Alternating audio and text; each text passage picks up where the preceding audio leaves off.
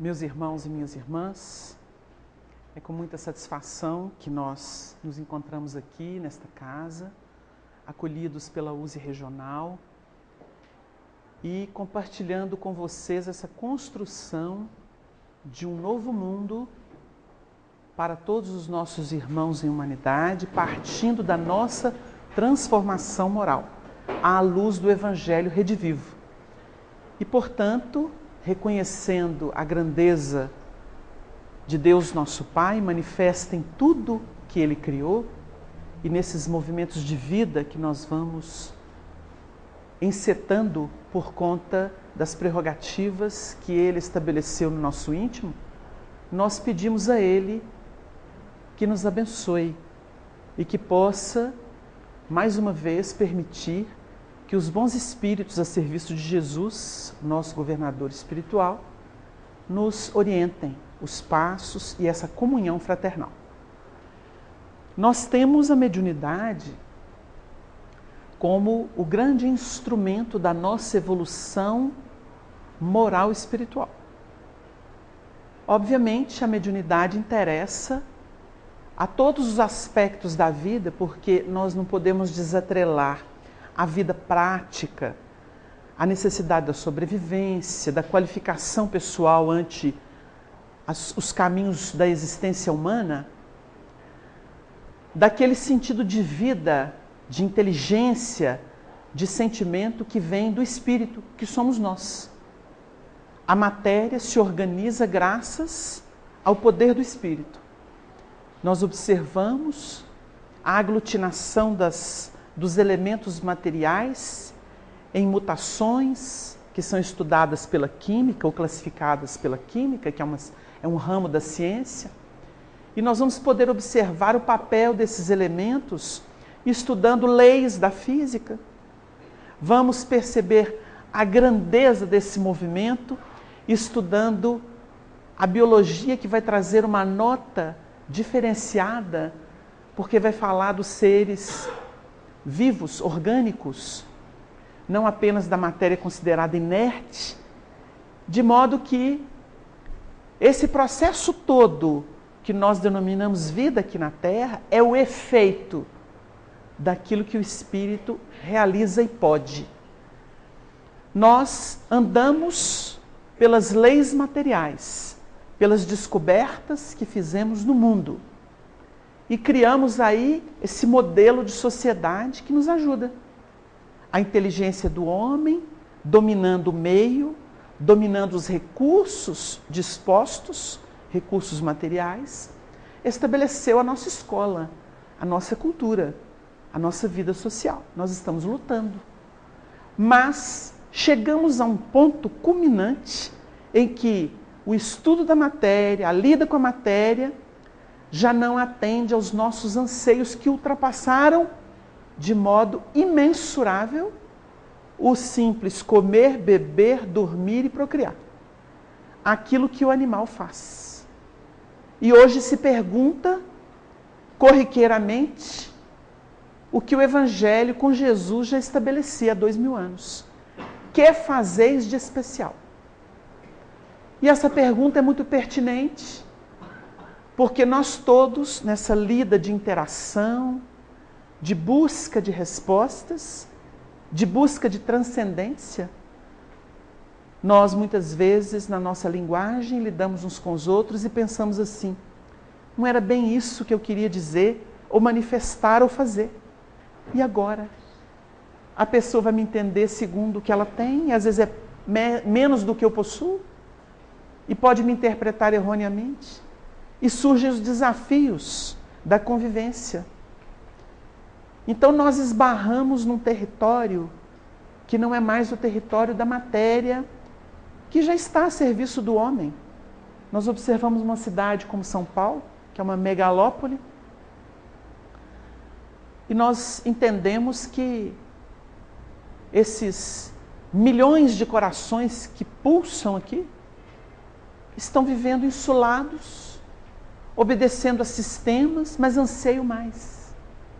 Porque guardam, até por impedimento do que uma sociedade nessas bases deixa de oferecer ou oferece, como processo de escravização, passam a sofrer uma dor, uma frustração, uma tristeza, uma angústia, que se manifestam em fobias, em depressões, e que os consultórios não conseguem debelar de modo profundo e ampliado, pelas limitações da própria medicina, que também chegou a um ponto de autoavaliação, como tudo nessa terra. Este é o quadro da transição. Ao mesmo tempo em que a bondade do Criador que fez nascer tudo o que conhecemos e que nos permitiu usar as próprias prerrogativas de inteligência e sensibilidade para estabelecer caminhos por esses circuitos conhecidos de matéria no mundo como a Terra,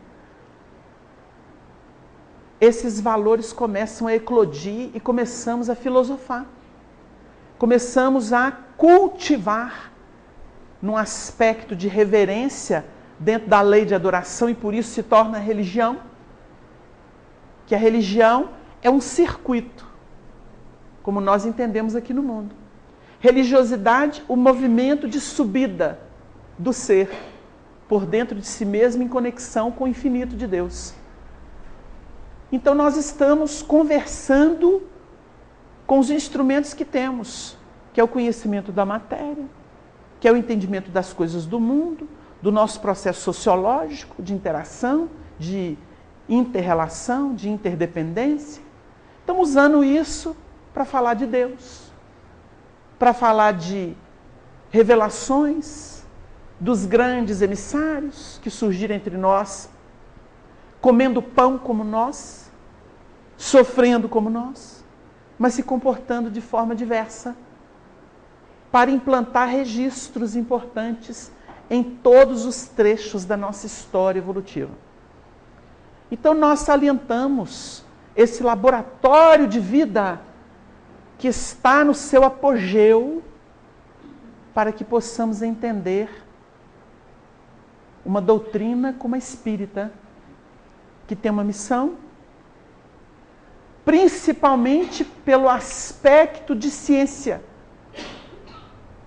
Muita gente fala assim, essa coisa de ciência espírita, mas a ciência espírita é a base para todo o edifício que faz funcionar a vida de modo inteligível, de modo lúcido, racional, sensato. Então a gente começa a pensar assim, fé raciocinada. Fé é algo imanente. Eu pego um ônibus, vou lendo um livro. Eu não sei se o motorista tomou café, se ele vive bem com a família, se ele dormiu à noite, se ele é uma pessoa de índole positiva ou negativa.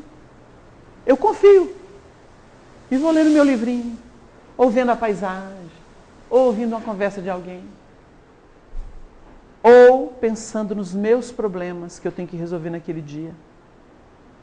Vou absorto. Isso é a fé humana, conforme define o Evangelho segundo o Espiritismo, num de seus capítulos. Mas existe a fé divina. E a nossa fé divina já esteve atrelada à adoração exterior. O raio é poderoso, ele ameaça, ele tem barulho, né? A gente não sabia explicar isso antes. Então a gente, fazia até sacrifício para amainar aquela ira de uma força que era descontrolada e que a gente não sabia de onde vinha. É muito maior do que eu, então eu adoro. Eu adoro uma árvore enorme, eu adoro uma pedra, eu adoro as águas, e vou adorando. Comecei a adorar homens. Na nossa evolução foi assim. Começamos a adorar os homens. O homem que pareceu maior que eu, que sabia mais coisa que eu, ou que tinha algo que me sugeriu uma reverência.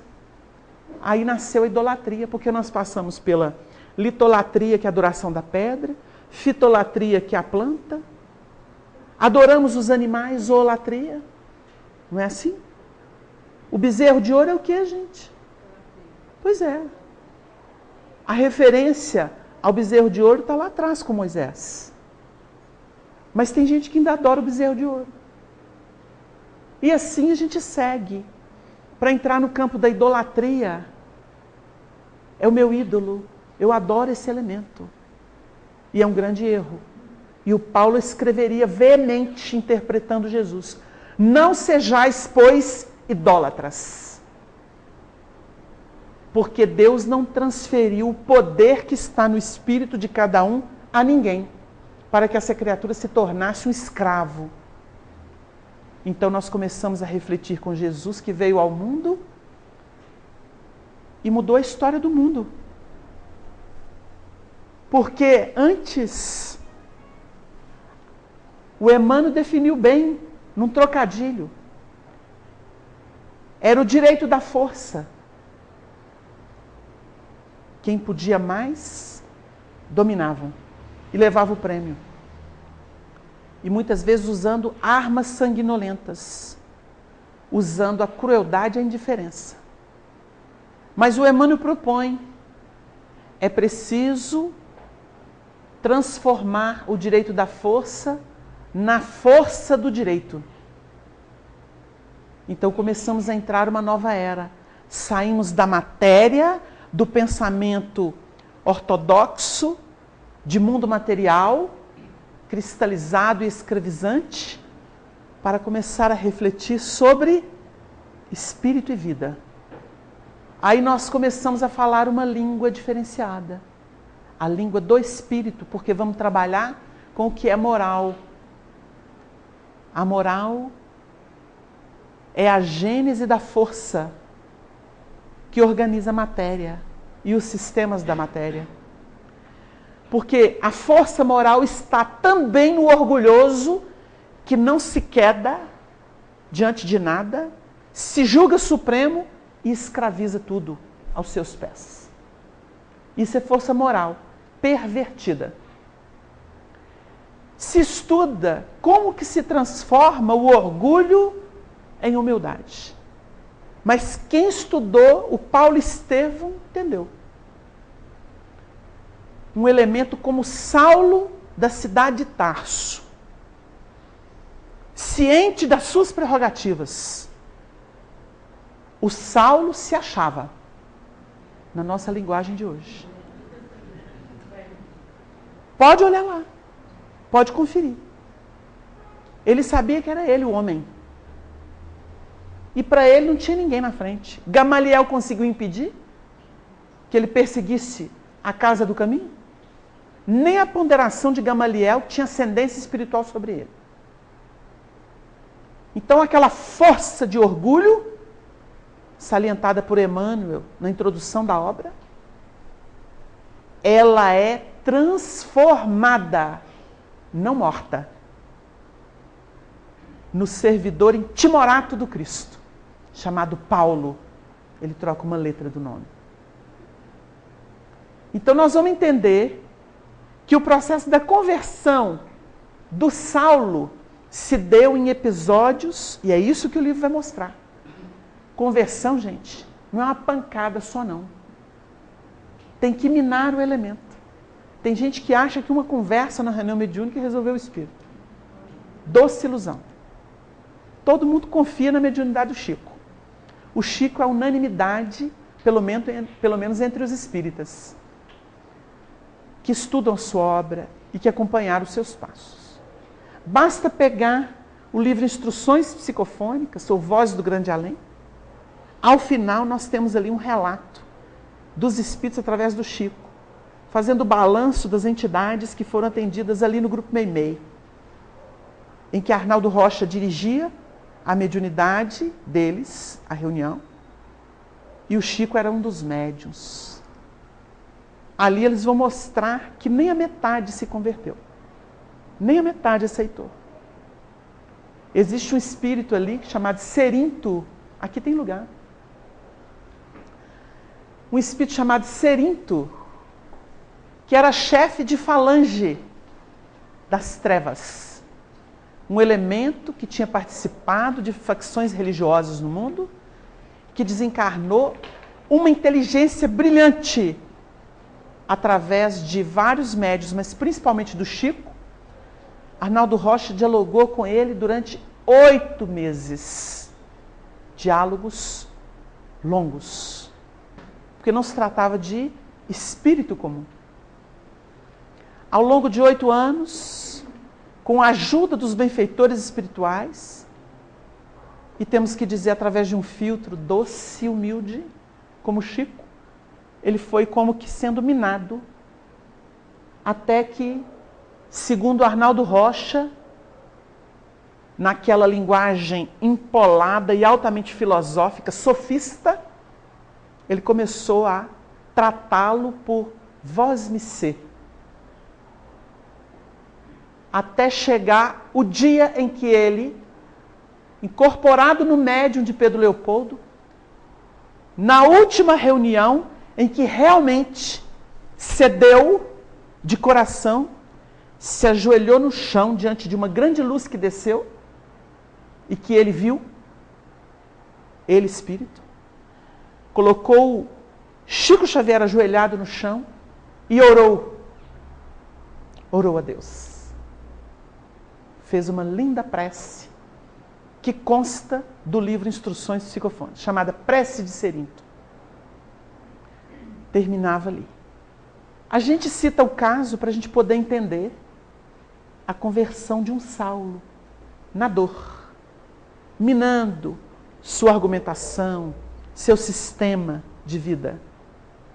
Não é isso que o Espiritismo está fazendo conosco? Uma vez nós ouvimos um grande expositor de doutrina trabalhando o Evangelho numa reunião em Minas Gerais. E ele dizia assim para um público grande presente nos seus trabalhos: por que vocês acham que vocês estão aqui conosco? Porque nós estamos buscando aceitar a revelação. Porque se nós tivéssemos isso na alma, não precisaríamos estar aqui estudando isso. Já seria aquisição. Deu uma ideia?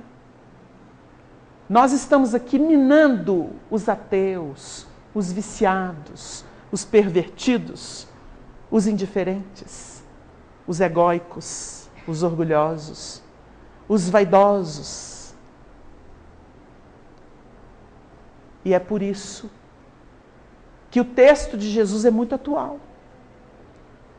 Convidai os pobres e os estropiados, os cegos, os paralíticos, os chagados, que somos nós.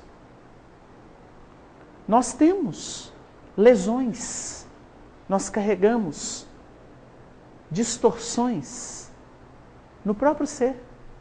Então o banquete é para nós. A gente pensa no que está andando na rua indiferente. Ele é um filho do seu destino, que ele estabeleceu lá atrás. Uma vez perguntamos aos espíritos como entender esses andarilhos em Minas, principalmente no Triângulo Mineiro, tem demais. Anda com um saquinho nas costas, ou com nada, com a mochilinha, um saquinho de plástico, lixo armazenado, vai andando, discursando no meio do caminho, sem ninguém, nas margens das rodovias. Os espíritos responderam: muitos deles são aqueles filósofos do nada. São autores de filosofias que induziam a humanidade à descrença, à autodestruição. Eles se alienaram pelo pensamento e se encontram aí, buscando rumos que nunca encontram. Vão e voltam, vão e voltam, vão e voltam. Nunca sabem para onde. Não têm endereço em si próprios. Da mesma forma que foi perguntado ao Chico: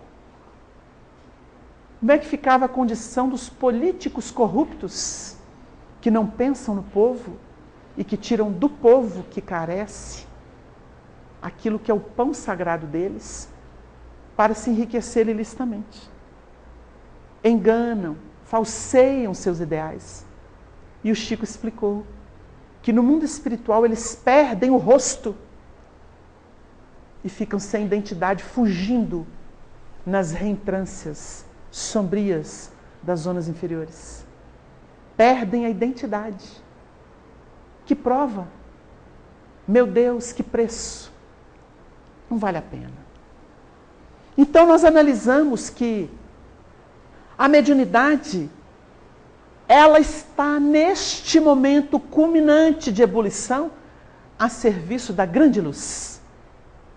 Porque a mediunidade teve o seu laboratório na história.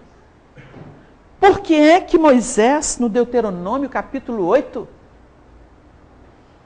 um livro de leis, por que é? Ou revelando aquilo que já tinha sido estabelecido em leis, pelos arautos de Deus, nas revelações que fizeram, por que é que havia proibição da consulta aos mortos? Primeiro, a inteligência humana já sabe que não se proíbe o que não existe.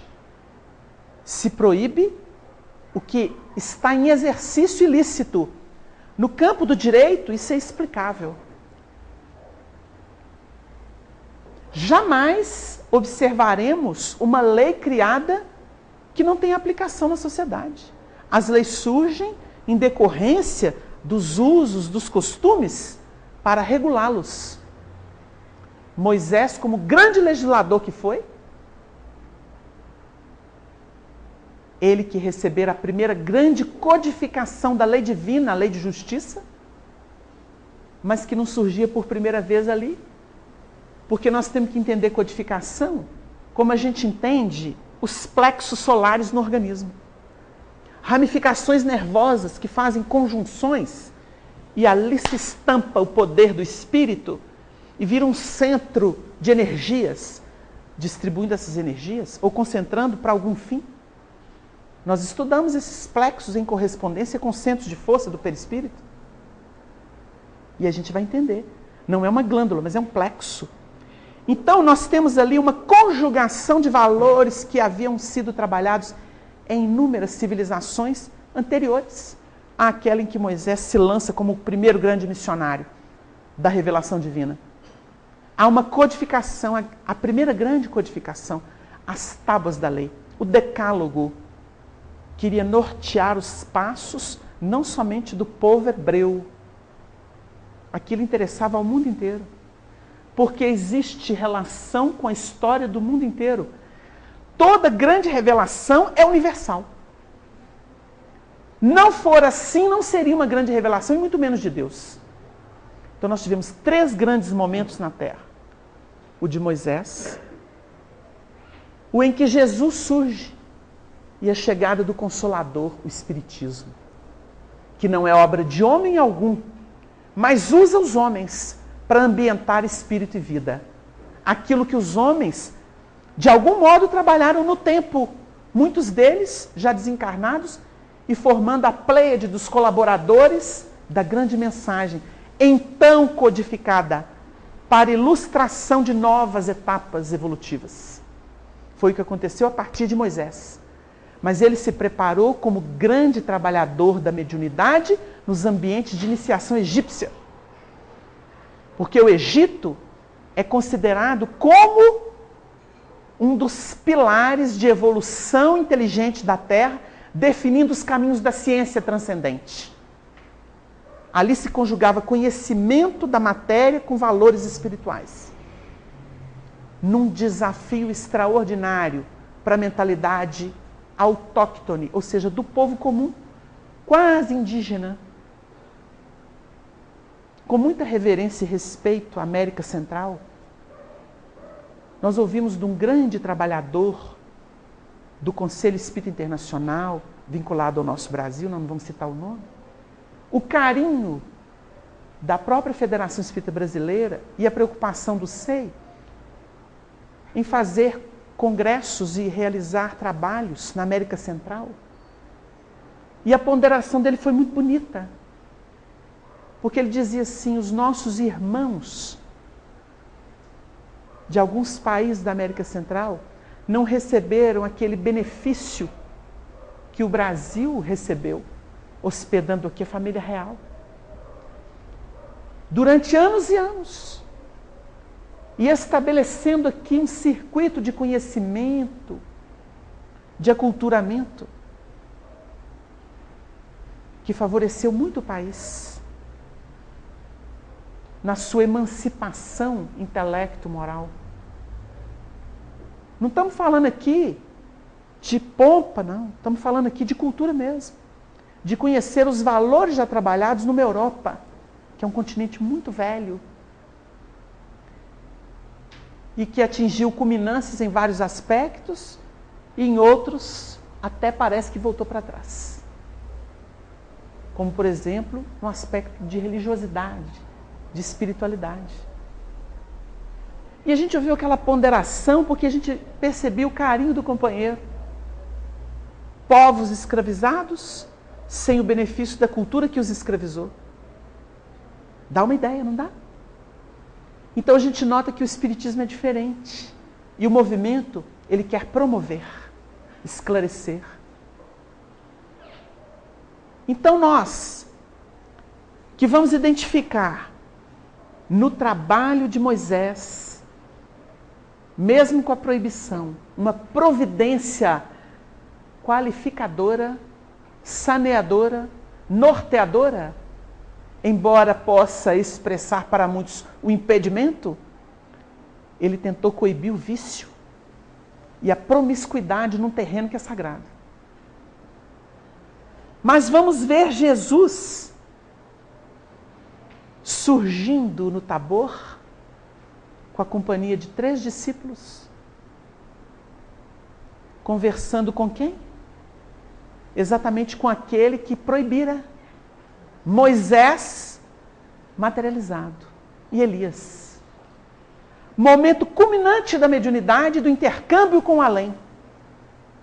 Aquele que proibira a consulta aos mortos estava ali materializado diante de Jesus e dos discípulos atônitos, trazendo alguém que acabara de partir do corpo físico como a culminância do trabalho dos profetas na lei de justiça. João Batista, na feição de Elias,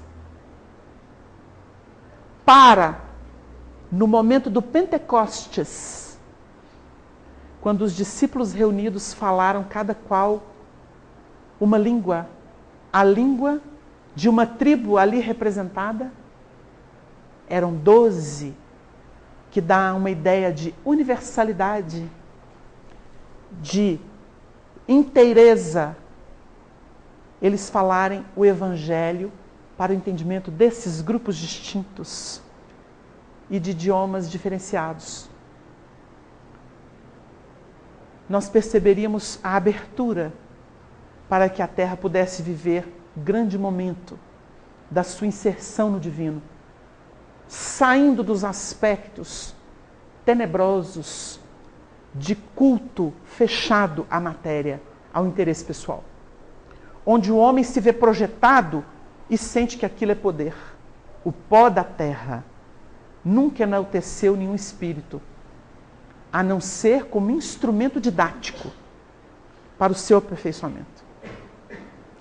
Citando isso para ambientar a proposta da mediunidade, que vai ser de novo atacada na Idade Média, 1000 anos de treva. Mas mesmo ali, quantos expoentes, muitas vezes perseguidos e massacrados, para demonstrar que o poder divino não está atrelado ao interesse mesquinho dos homens. Em torno do ano 1500, nós vamos perceber na Espanha, de onde uma proposta tão lamentável surgiu, a da Inquisição, num processo de profundo desconhecimento ou de ignorância acerca da vontade divina, e nós observamos isso crescer como Inquisição, com a chancela das grandes autoridades da religião dominante. Nós vamos ver surgir ali entre os elementos religiosos vultos como Teresa de Ávila, a doce Teresa de Jesus, um São João da Cruz, que se revelaram médiuns extraordinários, mesmo naquele tempo. Eram os descalços do catolicismo, enquanto existiam os calçados que os perseguiam. Precisou do rei Filipe II interceder para que eles pudessem ser descalços. E Teresa d'Ávila, amada por Chico Xavier, comunicou-se no grupo Meimei. E nas suas comunicações nós observamos que ela não pôde atuar diretamente sobre o médium. Tal elevação desse espírito, o Chico definiu que era uma luz refratada. Ela tinha quebra para poder chegar e se ambientar. Ou seja, espíritos mais elevados fizeram ponte para a onda espiritual dela poder chegar até o médium. E tem muita gente que acha que é simples, né? É um estalar de dedo receber entidade superior.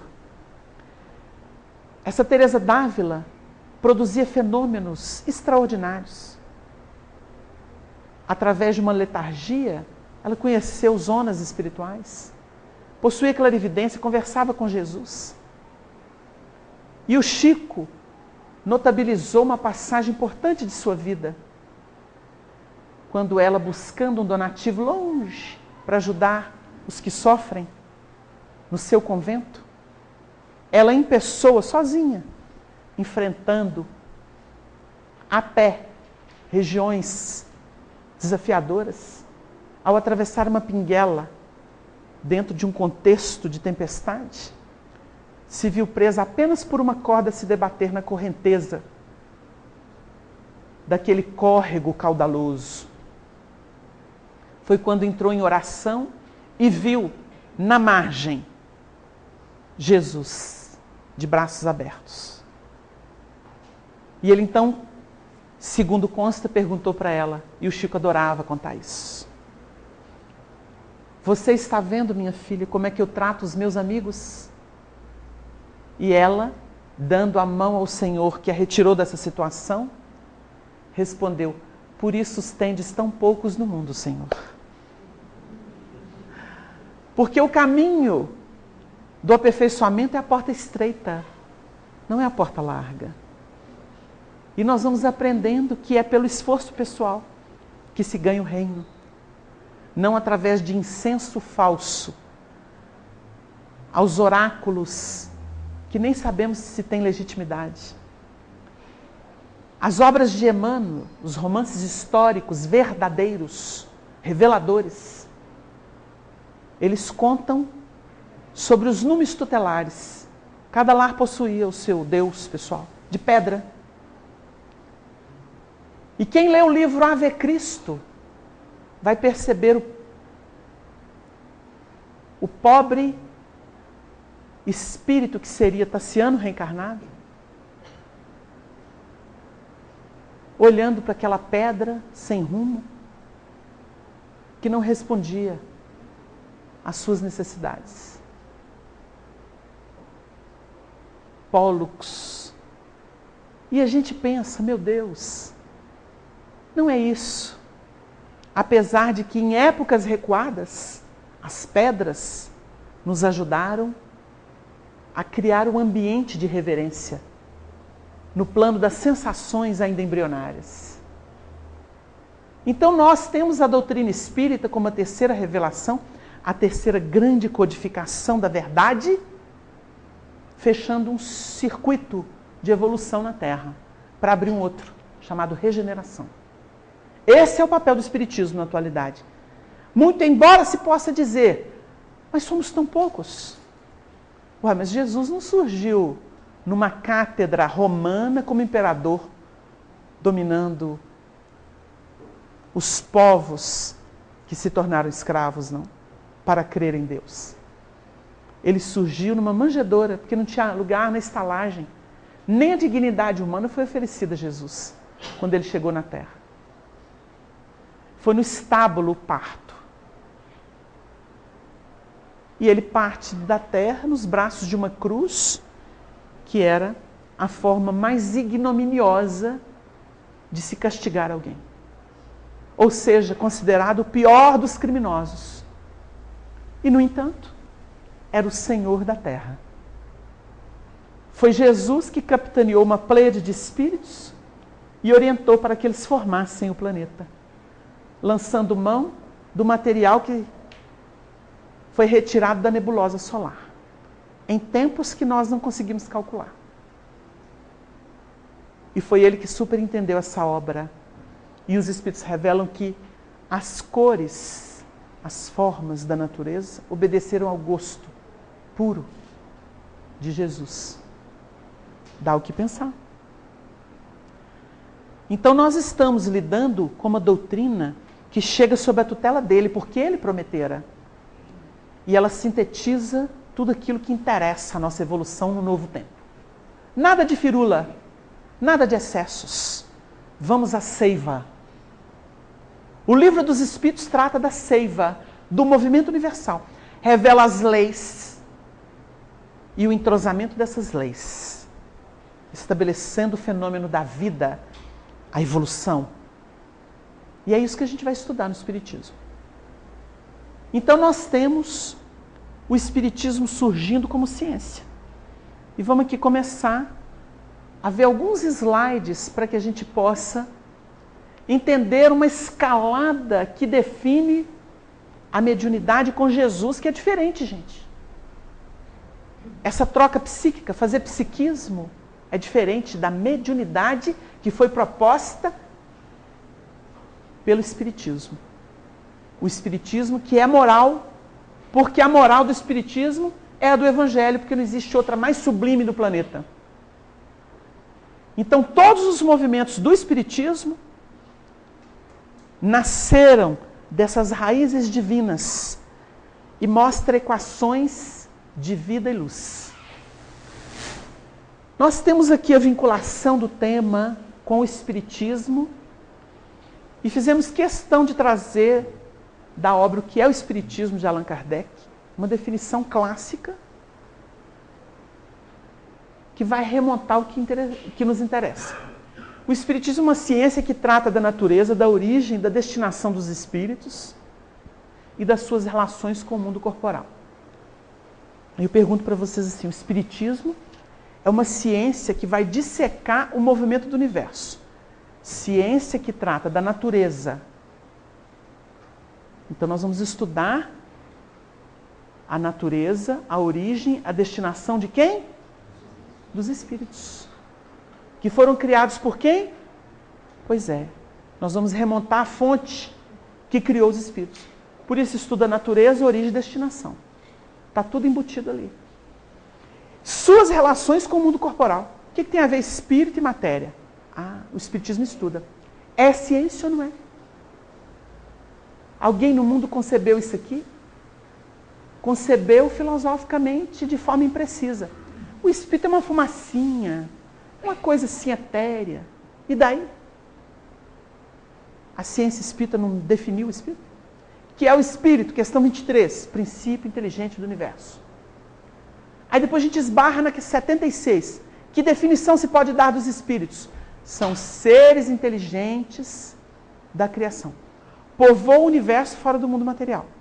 Aí Allan Kardec adita uma nota. Olha a inteligência do organizador da obra. Coadjuvando os espíritos superiores.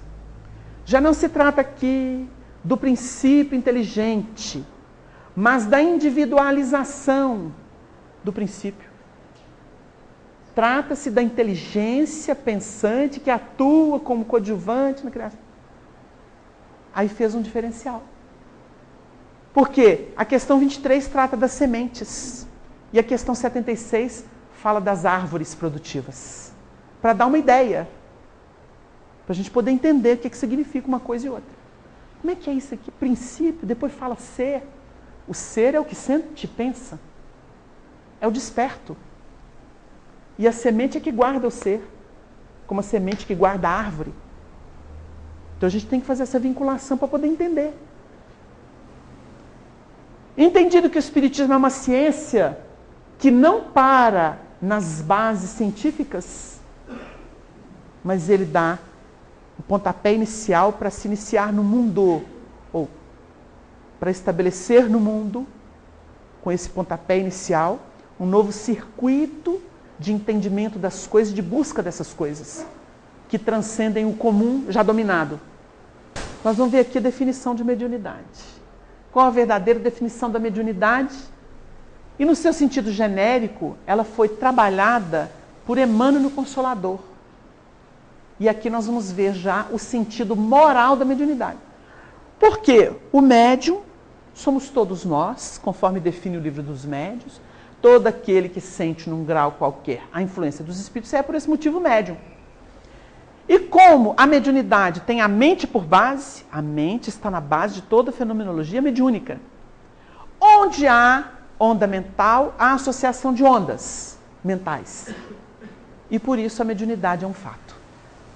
Isso tudo nós vamos estudar no Espiritismo. Porque no mundo, com tanta objetividade, com esse contorno lógico, nós não encontramos, não. No Livro dos Espíritos, na introdução, Allan Kardec vai explicar, ao final das argumentações dos prolegômenos, que existia uma lacuna entre a humanidade e Deus. O Espiritismo preencheu isso, que mostrou, através desse estudo da natureza, origem e destinação dos espíritos, como eles se enquadram e preenchem aquilo que era uma lacuna na filosofia, nas religiões, de modo inteligível, de modo sensato, lógico, racional. A mediunidade é aquela luz, que seria derramada sobre toda a carne e prometida pelo Divino Mestre aos tempos do Consolador, atualmente em curso na Terra. Vejam bem, aquela luz que seria derramada sobre toda a carne e prometida pelo Divino Mestre aos tempos do Consolador. O Emmanuel traz ali uma nota. Essa mediunidade, no seu sentido pujante, consciente e realizador, ela existiu pontuada na história, mas ela estava reservada para esse tempo do Consolador. Porque é o Espírito de verdade que ficaria eternamente conosco, para nos relembrar tudo o que eles disseram e nos ensinar todas as coisas. Essa é a promessa de Jesus. Então nós estamos entendendo que há um arranjo do mundo espiritual a partir de esforços e de lutas vivenciais dos seres da Terra que no tempo se capacitaram intelecto-moralmente. Intelectualmente pelo raciocínio e moralmente pelo sentimento. Então, conjugou esses valores, começamos a entender alguma coisa que não é tão corriqueira e que fere os sentidos comuns, os 5 sentidos humanos. Antigamente vinha calor, frio, uma pessoa brava com uma espada, outro vinha com flores, e a gente então podia entender isso. Agora nós estamos começando a entender energia, vibração, natureza. O que é que você está sentindo? Ah, uma coisa fria, gelada, ruim. Vamos fazer uma prece. Melhorou, melhorou. Daí a pouco, eu estou alterado de novo. O que é que você está sentindo? Uma coisa calorosa, envolvente, que faz meu pensamento expandir. É coisa de espírito superior. Espírito mais elevado. Aí é bom. Então, o sensitivo, aquele que está aprendendo a lidar com potências mediúnicas, ele começa a fazer a leitura vibratória. Eu não sei não, eu sinto uma coisa, ou vem uma coisa na minha cabeça. Que natureza é essa coisa? De que natureza é? Não sei, me oprime, me dá medo. Então isso aí é necessidade de alguém que está se aproximando. Vamos recorrer a quem pode, vamos pedir os benfeitores para ajudar, vamos fazer uma prece. Você vai mentalizar, envolver um ser aí que está inoculando esse material na sua alma e te fazendo de intérprete. Daí a pouco está harmonizando. Isso tudo é próprio de um trabalho mediúnico. De outras vezes vem. O que é que você tem? Você está com expressão até assim, o olhinho brilhando, ou não sei, você está leve. Ai, não sei, meu pensamento está voejando pelos espaços, pela bondade de Deus. Vem imagens maravilhosas da natureza. Parece que eu estou assim com um sentimento de perdão, de amor. Nossa, uma coisa que não é normal. Eu estou entrando num êxtase. Ai, que benção, você está em sintonia com as faixas superiores. Porque às vezes não é um espírito que está ali, ela sintonizou uma faixa. Para a gente ter uma ideia, que é tanta coisa, a gente tem que ir colocando para ilustrar. O seu Romeu Grise, com a sua esposa Hilda, aqui de São Paulo, ele é muito conhecido, amigo do Chico. Eles perguntaram para o Chico, naqueles áureos tempos em que visitavam o médium em Uberaba: ô Chico, como é que você dá conta desse povo todo? Cada um mentalizando uma necessidade, uma requisição, sem contar os desencarnados que te procuram como médium, você com essa antena sensível. Como é que você dá conta disso? Aí ele respondeu assim: ah, dona Hilda, seu Romeu, eu sofri muito com isso, muitos anos. Não era fácil, não. Eu sentia muita coisa, eu ouvia muita coisa, parecia que eu era múltiplo, parecia que eu não tinha identidade. E eu fui pedindo ajuda ao alto, aos benfeitores, até que ao longo de 20 anos eu consegui me situar espiritualmente na faixa do Dr. Bezerra. Mas até atingir isso eu levei muito tempo, 20 anos. Depois que eu consegui sintonizar a faixa do Dr. Bezerra, eu deixo por conta deles. Então eles resolvem que espírito se aproxima para fazer alguma coisa através de mim, e o que tem que atender dos encarnados que me bombardeiam com requisições mentais, emocionais. Eles decidem. Mas eu sofri muito antes. Deu uma ideia, gente? Olhamos para o Chico e falamos assim: ah, que privilégio. Eu não sei se carregar a cruz é privilégio. Cruz da humanidade. Foi a dele não, a dele era fácil. Cruz da humanidade. Então é preciso que a gente entenda a mediunidade por aí, para sair da fantasia e fazer o que o povo está propondo. Olha, médio tem que ser natural e proativo. Deixa o santo baixar. Sabe como é que é a reunião desse povo? É na pancada. Quem segura quebra dedo. Médio da pancada, porque o espírito é incorporado. É obsessão, né, gente? E fala que é mediunidade. Dá soco no outro. Por isso que não pode sentar em mesa. Tem que ser em tatame. E um dá pancada no outro, chuta, dá tranco, segura, precisa de 5 para segurar. Aí eles dizem assim: isso é mediunidade. Isso no Espiritismo tem um nome. Ao tempo do Consolador, isso recebeu um nome, chama-se obsessão. Mediunidade é o que a gente viu com Chico Xavier. Mediunidade é um termo cunhado pelo Espiritismo, pelo codificador, para definir um trabalho diferenciado. Não mais o intercâmbio na horizontal. Um falando do outro, dando palpite na vida do outro. Cartomante. Ah, você vai ter um namorado. Ah, você vai achar um tesouro.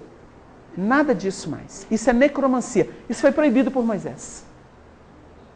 Porque é usar um dom divino para aquilo que é vício de comportamento, atendendo ao egoísmo, ao orgulho, à vaidade, à presunção, ignorando Deus e a obra da evolução. A outra é a mediunidade espírita, por isso ela é diferenciada, viu, gente? A mediunidade, no seu sentido genérico, como princípio de sensibilização, ela está no mundo inteiro, na história toda. Mas ao tempo do Consolador, é aquela luz que seria derramada sobre toda a carne. A luz só vem de cima. Isso é mediunidade, com Jesus. O médium, aí entra esse médium aqui, ó, que sente e que começa a se instrumentalizar com o conhecimento da verdade divina nas revelações chanceladas pelo tempo, perguntaram um dia para Chico assim: Chico, esse negócio de Jesus é conversa fiada? Será que esse Jesus existiu mesmo? Ele falou sim. Respondeu sim. Uma verdade, ou melhor, uma mentira não ultrapassa os milênios. Só falou isso. Uma mentira não ultrapassa os milênios. Claro, gente. O tempo desmonta tudo que não ajudou a construir. A vida não chancela o que o tempo não ajudou a construir. Isso é um texto de Emmanuel. Então Chico sabia que só a verdade atingiria o futuro, porque ela é inamovível. Então Allan Kardec, entendendo isso, falou assim, mais ou menos assim: o Espiritismo está no ar. O Espiritismo está no ontem, estará no amanhã. Porque, como obra codificada de revelação, nós temos um momento. Mas quem estuda a obra da codificação, vai na fonte e continua o aprendizado. É como se a gente estivesse recebendo um curso de formação cultural do que é divino. Aprendeu as primeiras letras, já consegue ler e escrever com essas letras, vai para o infinito. Então, nós temos um caminho extraordinário, mas tem que fazer o aprendizado correto. Tem que sair da ilusão e entrar na verdade. Esse trabalho da mediunidade com Jesus, ele tem duas vertentes. O médium tem que aprender a elevar-se ou se resguardar para que os espíritos possam adentrar o nosso mundo. Então são dois caminhos na mediunidade. Na mediunidade de efeitos físicos, em que o médium tem abundância de fluidos, hoje chamado ectoplasma, eles adentram o nosso mundo e se fazem sentir, ou ver, ou perceber. Tocam instrumentos, mexem objetos, promovem barulhos. Foi assim que eles começaram. Nos fenômenos de efeitos físicos, os espíritos adentram o mundo material. E por isso eles precisam dos fluidos, dos médiuns. E no de efeitos inteligentes, o médium se capacita e vai ao mundo dos espíritos para intercambiar com eles. Psicografia, psicofonia, clarividência, clareaudiência, desdobramento consciente, psicometria. Eles vão entrando no mundo extraterreno. Então, num eles vêm, no outro o médium vai. Por isso que só o médium é que percebe e traz, dentro das facetas que ele apresenta no campo mediúnico. No outro, eles usam o médium, que geralmente nem sabe o que aconteceu, se ele entra num transe profundo e doa o material, espelha esse material, que sai do citoplasma das células, especialmente as nervosas. Esse elemento doa o seu material, até se expõe muito, é uma reunião delicadíssima, não é uma brincadeira, e os espíritos podem então tomar, se densificar e se mostrar a nós. Muitas vezes eles não se materializam, mas materializam instrumentos ou operam, ainda de modo invisível, pessoas em reuniões de tratamento com base em ectoplasmia. Quantas coisas eles podem fazer. E é espetacular.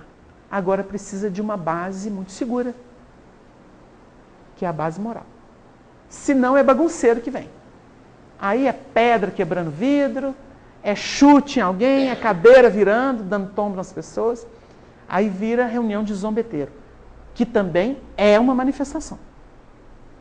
Allan Kardec estudou isso exaustivamente no Livro dos Médiuns, para demonstrar o que é. O espírito nem sabe fazer. Ah, não sei não. Eu quis jogar uma pedra, peguei e joguei. Ele não sabe explicar o mecanismo. Vêm os benfeitores e explicam. Através da mediunidade. A missão mediúnica, se tem os seus percalços e as suas lutas dolorosas, por que, gente? Porque é um caminho novo na Terra. E tudo que é novo custa caro. Já notaram? Tudo que as pessoas não dominam, não entendem, é combatido. Para ser bom, custa caro. E para ser médio, então? Que digam os pioneiros da mediunidade espírita. Não vamos nem falar do passado. Porque, olha, Jesus foi taxado de filho de Belzebu, pelo que ele operava na época. E ele, que já era lógico, para a gente entender que tem que ter lógica em tudo, ele falou assim, como é que o Belzebu vai trabalhar contra ele? Ele apresentou isso lá no Evangelho. Quando a gente lê, estuda as cartas de Paulo, que trabalhava debulhando o Evangelho para as comunidades, criando frentes de luz, nós vamos perceber que ele tinha um raciocínio claro, límpido, acerca dos temas espirituais. E a gente fala assim, poxa, quando a gente vê a lógica de Allan Kardec, a gente encontra essa mesma base naqueles grandes trabalhadores da época do cristianismo puro. As epístolas de um Pedro, de um João, de um Tiago, são impressionantes. Tiago, na carta universal dele, ele diz assim, bem-aventurado é o varão que é tentado. E ele vai explicar o mecanismo. Se não há tentação, não tem progresso. Como é que uma pessoa senta numa cadeira e fica ali, estática? Tem que ser tentado. Tem que ter um aguilhão ali para chuchar ele. Para ele sair da cadeira e procurar onde é que está o chucho. Aí ele vai fazer um exercício. Ele vai conhecer outras realidades. Mas por que você está fazendo isso? Porque você não me deu comida. Você fica aí sentado, recebendo tudo na mão e não me deu comida. É aquela rainha louca, né? O povo não tem pão, gente, da brioche. É tão louca, alucinada, que não entendeu. Tão alienada. Então a gente percebe que a dor, o aguilhão, é que faz com que a gente saia do lugar comum, que se torna um vício. Allan Kardec estudou isso no livro A Gênese. Chega um momento em que uma postura, um comportamento, um hábito se torna vício. Ele foi útil antes, quando a gente não sabia nada. Passou por ele, aprendeu, sublima. Se não é veneno, ele te mata. É isso que o Tiago vai explicar. Porque vindo a tentação, se vem a concupiscência, que é o campo lodoso da alma, o elemento diante da tentação volta a repetir uma postura do passado, quando ela está sendo convidada a transcender. E aí vem a morte. Por que vem a morte? Que morte é essa? Morte moral. É aquele elemento que é atado de mãos e pés e lançado nas trevas exteriores. Vai aprender na pancada porque não entendeu. Está fazendo besteira, não está entendendo. Qual que vocês acham que é o destino dessa turma que está aí escravizando gente na droga, desviando dinheiro público, maltratando pessoas que precisam de assistência, desrespeitando aqueles que deram a vida, o campo da vida para eles? Qual que é o destino deles? Receber na própria vida, com detalhes, tudo aquilo que eles fizeram os outros sofrer. Sem razão. Por ingratidão, por indiferença, que vem do egoísmo. É o caminho de todo mundo. Quantos filhos e filhas põem a mão na cabeça depois que tem filho e falam assim, meu Deus, agora que eu estou entendendo minha mãe e meu pai. E eu que tripudiei tanto. E agora? Faz bem a sua tarefa.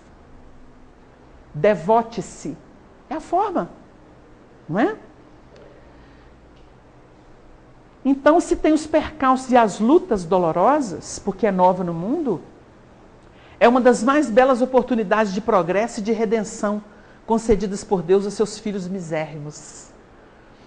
O que ele fala? Belas oportunidades de progresso e redenção.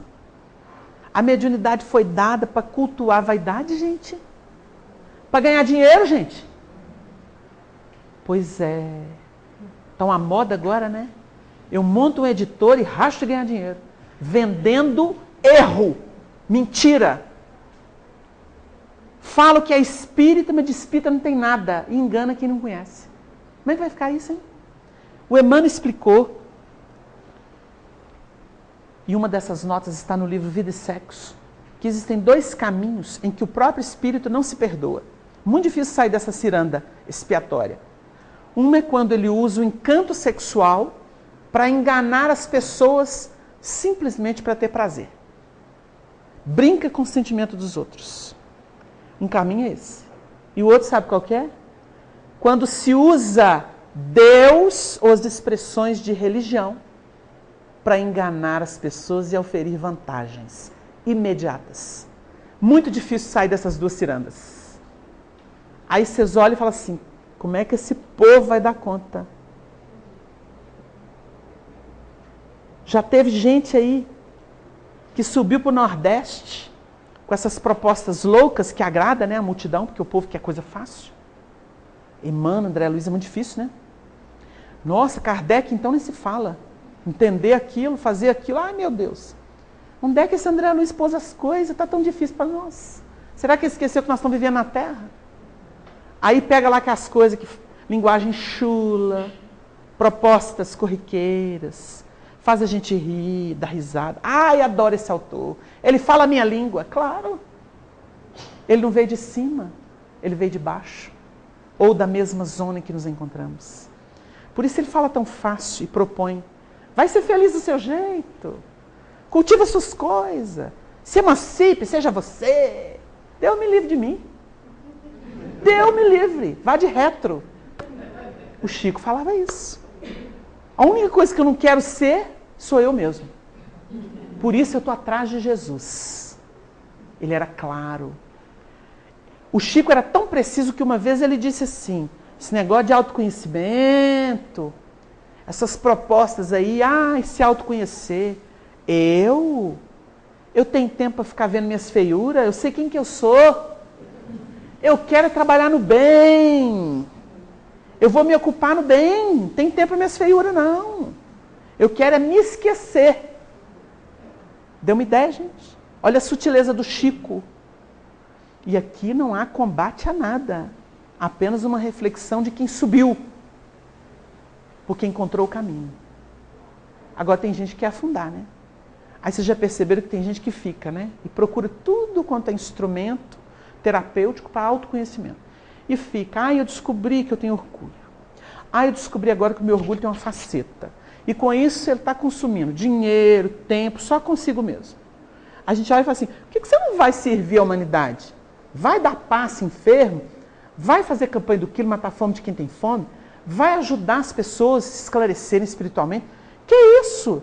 Eu estou cuidando de mim primeiro. Eu falei, então, todo trabalhador de Jesus tivesse que se curar primeiro para poder servi-lo, a gente ia não ter nada. Só ele teria passado pelo mundo. Porque todos tinham problema. Todos. Mas se curaram na obra da redenção. Aí a mediunidade vem para quê? Para isso. Então fica muito claro. O Evangelho e o Espiritismo não enganam ninguém, gente. Agora, Allan Kardec, no Livro dos Médiuns, em determinado trecho, ele diz assim, se compra por pouco preço aquilo que educa. Falou tudo. Nós gostamos de quê? Revista Caras. Adoro saber da vida alheia. Será que a fulana está com fulano? E será que ele ainda tem dinheiro? Onde será que anda fulana? É uma delícia, né? De vez em quando até a gente entende. Mas como culto, por isso que novela faz tanto sucesso. Adoro ver a vida alheia. Não é? Então a gente tem uma cultura escravizante até a esse sistema, mas não cuida de si mesmo. E a gente vai engolindo aquilo que o Emmanuel trabalha no Pensamento e Vida, sobre sugestão. Ele fala que nós automatizamos um processo na nossa sociedade de ingerir sem reflexão tudo aquilo que se comunica. Então a gente engole, mas não passa por um filtro moral.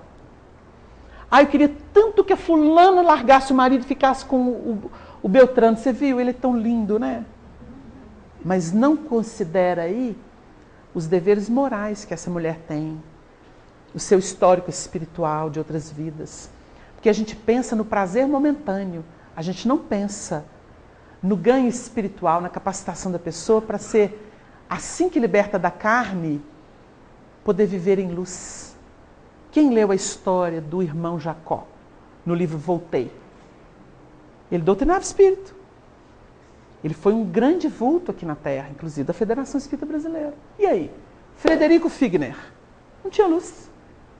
Recebido por Bezerra, até o dia que viu Bittencourt. Bittencourt é tão iluminado aquele espírito. Aí ele começou a murchar. E teve que ouvir de quem? Dos espíritos que ele doutrinava e achava que tinha autoridade sobre eles. Cadê sua luz, ô mané? Cadê, Panguá?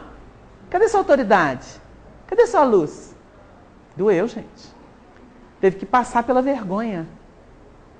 Até descobrir que, na verdade, ele deu por fora, mas não construiu por dentro.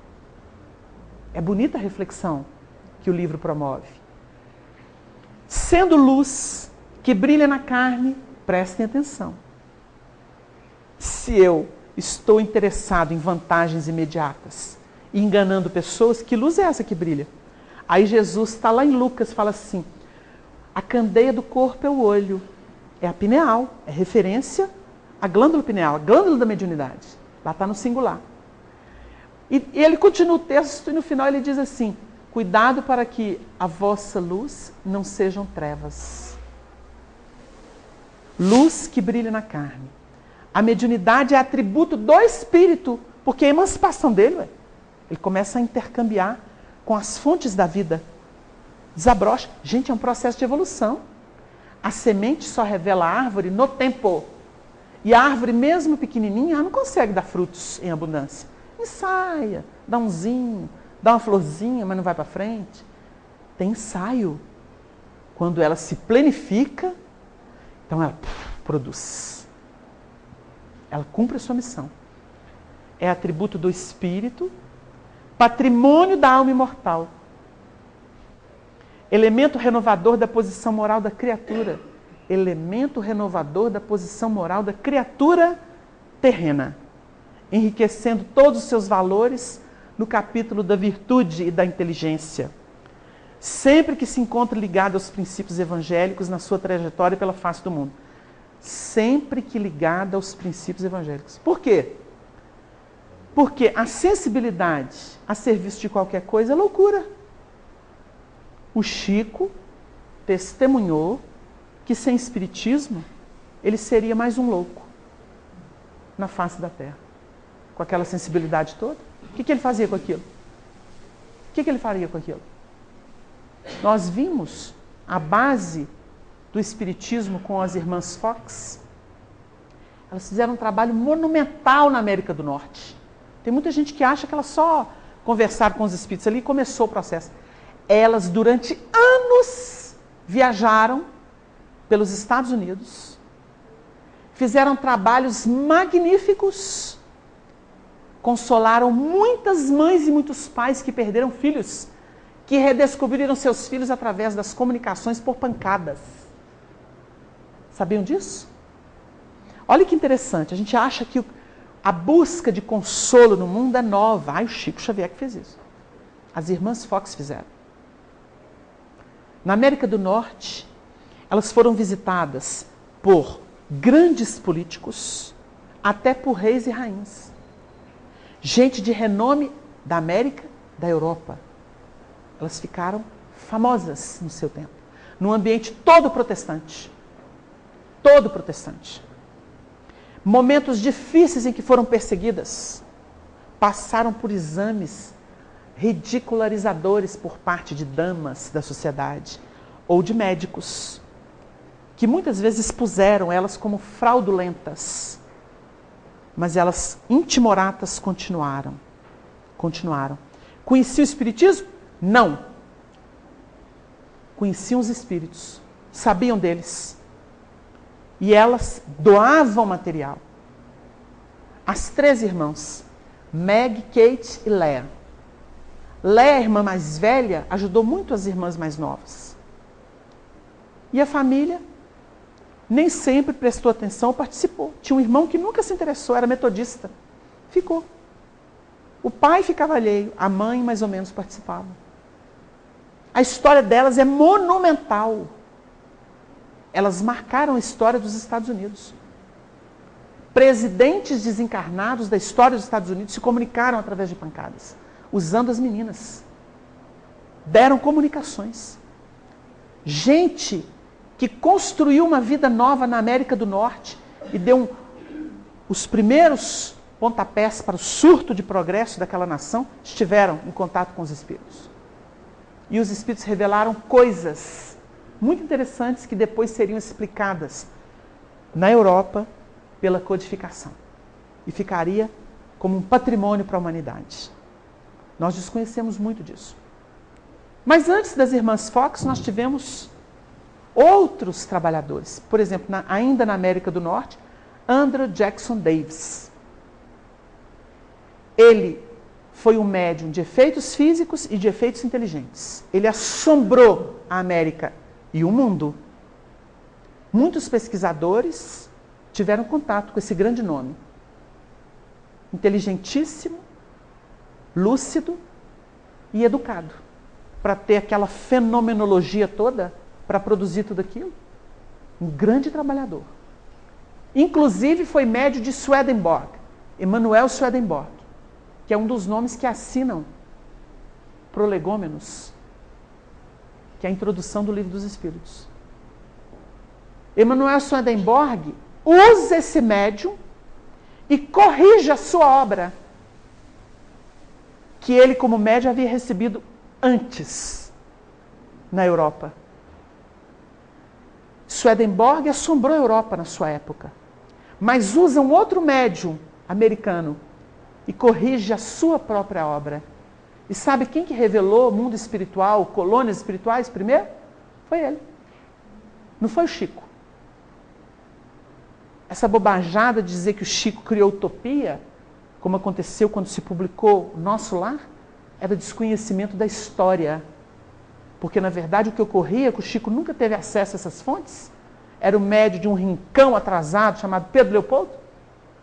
E ele recebeu aqueles monumentos de obras.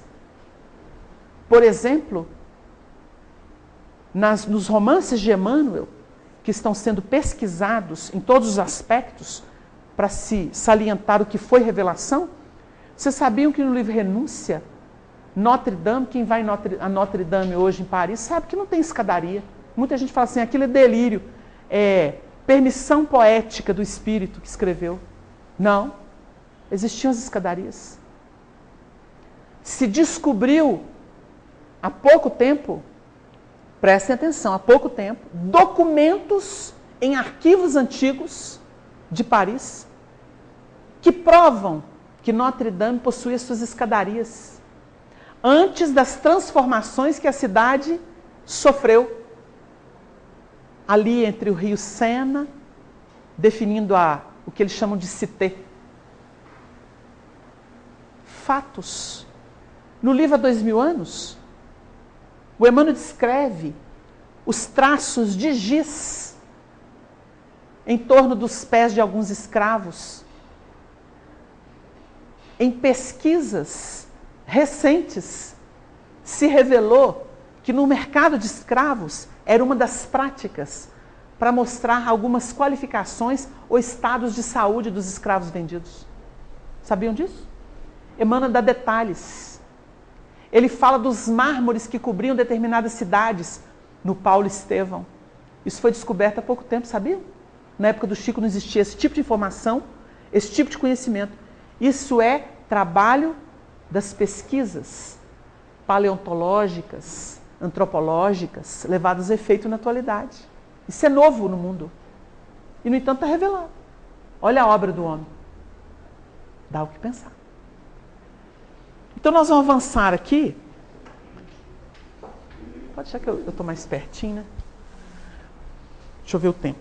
Vixe, o tempo urge. Mediunidade não... É um baú sem fundo, né, gente? A gente vai traçar aqui rapidamente algumas notas para a gente poder perceber a grandeza desse processo que ocorre na humanidade a partir do Espiritismo e que teve preparação anterior, como nós tentamos demonstrar, citando alguns trabalhadores, que são os antecedentes do Espiritismo, até chegar ao Espiritismo como nós o conhecemos, com a luta inominável do codificador, que não recebeu nada de bandeja, não. Se esfalfou. Numa época que não tinha luz elétrica, máquina de escrever, era tudo a bico de pena. Não existia carro, gente, era charrete. E ele viajou, divulgando a doutrina. Coisas que muita gente não sabe. Ensinou Espiritismo um por um, tete a tete. Era buscado por uma carruagem real na sua casa, que o levava ao palácio de Napoleão III, que se interessou pelo assunto. E ele deu aula de Espiritismo para Napoleão III, sobrinho de Napoleão Bonaparte. Aquele mesmo que ele, como espírito, protegia no mundo espiritual. Depois que ele reencarnou, Napoleão se esborracha. Está lá na página Kardec e Napoleão de Irmão X, fazendo a grande revelação da vinculação dos dois. Então, muita coisa da vida de Allan Kardec que não se conhece, não se sabe. E a luta daquele homem, nessa era espírita que ele implantava no mundo a serviço do Espírito Verdade, que, segundo ele, na Revista Espírita, tem nome próprio, é o de Jesus. Então, em alguns momentos, é a Pleiade que representa Jesus, por isso no plural. Em alguns momentos raros, é o próprio Cristo. Condições indispensáveis ao desenvolvimento. A primeira condição, isso é do livro dos médiuns, da formação dos médiuns, item 211, é colocar-se o médium com fé sincera sob a proteção de Deus e solicitar a assistência do seu anjo de guarda. Prestem atenção no detalhe, que é sempre bom, ao passo que os espíritos familiares, por simpatizarem com suas boas ou más qualidades, podem ser levianos ou mesmo maus. Aí eu pergunto para vocês assim, que discernimento, hein? Ah, mas é o meu pai que é o guia da nossa reuniãozinha.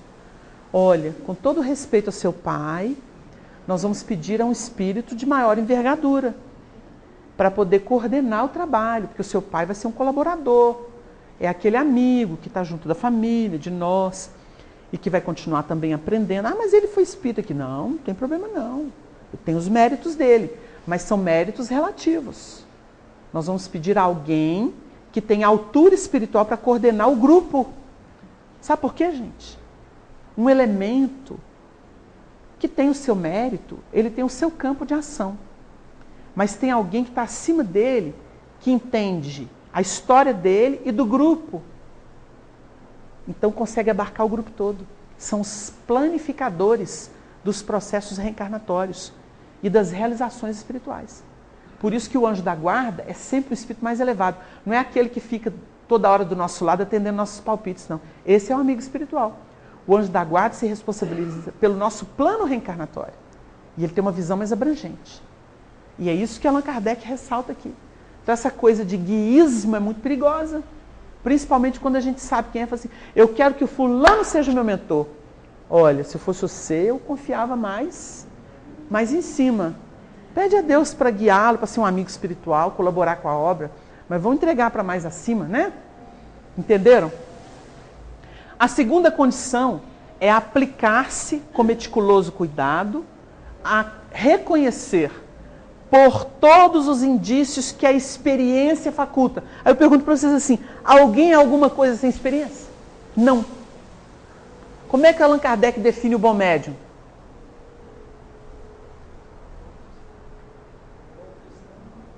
Aquele que tem mais experiência. O mais experiente é o melhor médium. Entenderam? O que é experiência? É você ter contato com as frentes, exercitar-se. Aí a gente entende o Chico, lá em Uberlândia. Ô Chico, uma senhora perguntou, quantos anos é preciso para um médium começar a publicar sua produção psicográfica? Ele fala assim, ô minha irmã, é de bom alvitre que ela se exercite em torno de uns 8 anos. Só depois disso ela publica alguma coisa. Aí o médico está começando a falar assim, ai, Deus me livre. Eu já queria escrever e publicar, fazer nome. É esse o objetivo? No Espiritismo, não é não. Então vai ser autor, encarnado. Se o povo que anda usando o nome de espírito aí, e espíritos até veneráveis pela sua história, eles ficam tão pequenininhos, né, reduzidos na psicografia dessas pessoas, se eles pudessem fazer uma obra e assinar o seu próprio nome, ficaria mais bonito, mais honesto. Então, ao invés de pôr lá um Bezerra, ou seja quem for, a pessoa põe lá fulano de tal, é mais honesto. Porque a ideia é dela, não é do espírito. O espírito tem uma ideia muito mais elevada, muito mais aprimorada. Para ficar dando palpite aí, propondo coisas de taba. Você já pensou eu virar aqui para vocês e falar assim, gente, estou recebendo um espírito aqui de Chico Xavier, que foi um grande médium espírita. Ele está falando aqui que vocês têm que soltar os bichos na mediunidade, porque isso é que é autêntico. Aí eu olho para ele e falo, meu Deus. Eu olho para a vida do Chico, para a estrutura do Chico e falo assim, meu Deus, como é que é isso? O espírito voltou para trás? Em vez dele evoluir, ele caiu? Aí a gente lembra do irmão X. Cresce que nem a cauda do cavalo, só para baixo. A experiência faculta de que natureza são os primeiros espíritos que se comunicam, dos quais manda a prudência sempre se desconfie. Isso é do codificador, que tinha experiência, que estava orientado pelo Espírito Verdade. De que natureza são os primeiros espíritos que se comunicam e dos quais manda a prudência sempre se desconfie. Sempre se desconfie. Não é de vez em quando, não. Desconfiar não é negar. Vamos analisar. Vamos analisar. A gente entende isso, viu, gente? Tem um médium ali que recebeu a comunicação do Chico. Ah, quer conhecer essa peça. Eu faria isso. Mineiro, tem que ver. Como é que é essa pessoa? Tá certo. Vamos analisar a comunicação. Mas vamos também ver a fonte, né? Porque a gente não consegue dissociar. Tem que ver o fruto, a árvore, o fruto. Nós temos que fazer essa análise. Isso é importante. Então, nós temos uma reunião, perguntaram para o Chico assim, para lembrar isso. Ô Chico, quando é que o médium pode cair? Aí ele respondeu assim, até no último passo. O que o Chico ensinou para nós? Que ele poderia cair, mesmo culminando uma tarefa maravilhosa, com muitos méritos. Ele poderia cair. Então nós vemos aqui a recomendação do codificador. Por isso é que indispensável se faz para os preguiçosos que não querem conhecer nada, estudar nada, ler nada, né, gente? Que não quer fazer um estudo em grupo, que não quer ler sozinho, que não quer conhecer. A mediunidade tem que ser assim, tem que vir. Ué, mas vai vir, vai encher. O copo está lodoso, água turva. Como é que eles vão conseguir passar uma linfa boa ali? O vaso é importante no processo. Por isso é que indispensável se faz o estudo prévio da teoria, para todo aquele que queira evitar os inconvenientes peculiares da experiência. Quais são esses inconvenientes? Ficar obsediado, apanhar, tomar couro. Aí fica muitos desses expoentes espíritas apressados, que estão invertidos nos seus papéis, falam assim, a gente é tão perseguido. Mas perseguido não. Uma coisa é o bom senso, analisando e falando assim, não presta, não passa no crivo, não é doutrinário. O ataque não é a pessoa, é a análise. Allan Kardec analisava tudo e recomendou. Analisem tudo. O que não passar no crivo, o espírito Erasto disse para Kardec, é preferível negar 9 verdades do que aceitar uma impostura. Não foi isso? Está lá, na obra. Então, o que é verdadeiro vai continuar. Tem muita gente que apanhou no tempo, apanhou, mas continuou de pé, porque era verdadeiro. Daí a pouco o povo está assim, oi, não é que é verdade. Oi, não é que é verdade. O Chico levou tanta surra. O Chico não foi sempre o que ele, ao final, se tornou para a comunidade. Ele apanhou demais. Levou cusparada na cara, mensagens rasgadas e jogadas na cara dele. Chamaram de impostor, de embusteiro. Ele aguentou muita coisa. Então nós temos que entender que o caminho passa por essas lutas que o Emmanuel assinalou. Se tem suas lutas e amarguras no caminho, é glorioso. Porque nós também estamos limpando o passado, né, gente? Aí a gente lembra do Emmanuel no Consolador. Quem é o médium? É aquele que errou demais, né? Tripudiou. Agora está aí exposto, tendo que se expor. O grande desafio do médium é a exposição. Vocês acham que o Chico queria sair de Pedro Leopoldo? É nunca. Vocês acham que o Chico queria largar a família? É nunca. Ele criou aqueles meninos. Quando a sua mãe desencarnou, ele tinha 4 para 5 anos. Quando a segunda mãe desencarnou, ele nunca chamou ela de madrasta. Minha segunda mãe, Cidália Batista. Ela desencarnou em 1931, o mesmo ano em que seu irmão José Xavier, que era o mais velho, também desencarnou. Ele levou 2 golpes. Os filhos do segundo casamento estavam tudo pititinho. Ele criou todas elas. Cidália, Dorinha, Lucília. E aí foi. Que arranca de menino. Ele criou. A irmã do Chico, Lucília, que desencarnou uns 6, 7 anos. Eu estava do lado do Arnaldo Rocha, em Pedro Leopoldo, na casa dela. Sabe aquela coisa do filme? Quem assistiu o filme, que a irmã pede o Chico para sair? Que ela era casada com o Pacheco? É essa irmã, a Lucília. O nome da irmã lá está errado. Porque é licença poética, né? É filme adaptação. A Lucília que pôs o Chico para fora da casa, que era dele. Gênio difícil. Ela não vai ficar brava com a gente. Depois ela entendeu muita coisa. Sabe o que ela contou para nós? Na casa dela? A gente pode contar que é uma verdade. O Arnaldo está aí para comprovar. Levou-nos no quarto onde o Chico dormia. Falou assim, o Chico dormia aqui, ó, nessa cama. Nesse quarto. E meu filho, ele que criou a gente. O dinheiro dele era só para comprar comida para a gente. Tudo que ele fazia para educar a gente. E o Chico era aquela coisa assim, disciplinada, ordeira. Ele que foi mãe e pai da gente, porque pai vivia por aí, ó, vendendo bilhetinho de loteria e gostava de um gorozinho. E implicava com o Chico. Aí Lucília contou uma coisa que nos deixou assim, impressionados, pela espontaneidade dela. Ainda não existia essa discussão de que Chico foi esse ou aquele.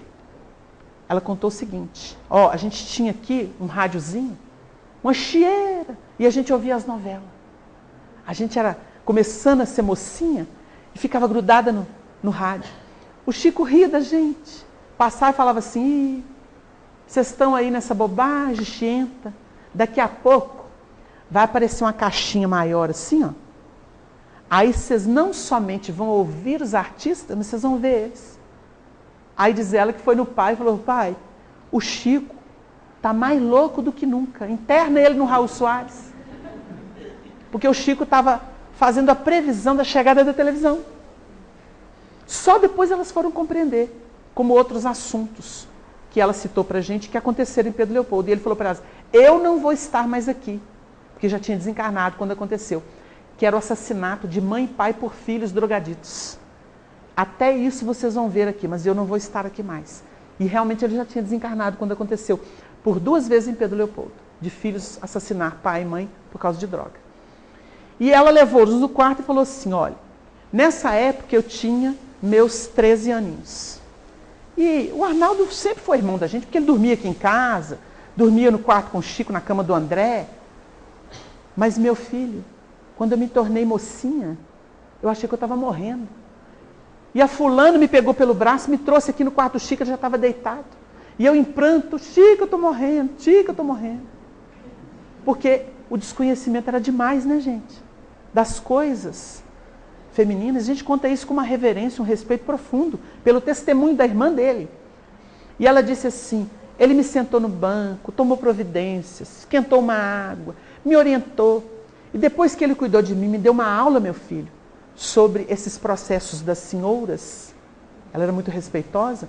Ele falou para mim assim, ó, Lucília, nessa vida eu não vi com isso não, mas em todas as outras eu tive. Falou para a irmã. A irmã contou para mim na frente do Arnaldo.